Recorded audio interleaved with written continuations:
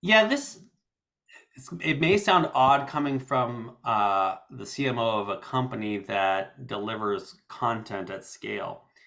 But I think the best tip that I would give anyone in sales enablement or learning and development or any of these sort of training functions is to stop thinking so much about the specific content and to think about other things that will make the learning stick. Think about the format that it's coming in. Think about the forum in which it's being delivered. Think about how engaging it is. All of this sort of, you might call it metadata about the training, where the training itself is the data. You want people to consume that data. You want that data to be part of how they're responding to questions from customers or part of their knowledge base.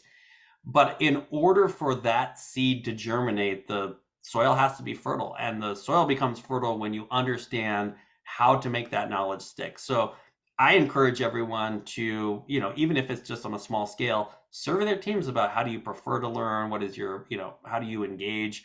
Do you want to listen to things on audio? Do you want to have asynchronous digital video content? Like sometimes, saying things in words or in framing like that makes those things sound more exotic than they are. But it's really just, do you want to listen to things? Do you want to watch things? Do you want to interact with people? Do you want to do this with a mentor or a coach? Do you want to do this in an experiential sort of environment? Those are the types of things that if you haven't done the pre-work of making sure that the whatever you're going to be teaching sticks, then you may as well not go about teaching it in the first place because you're going to be scattering seed on dry land. You want to make sure that you have a good understanding of what it's going to take for absorption before you start to spend all of your time and energy on what is the specific content, what's the facts within the content, and how do I shove those facts into someone's brain.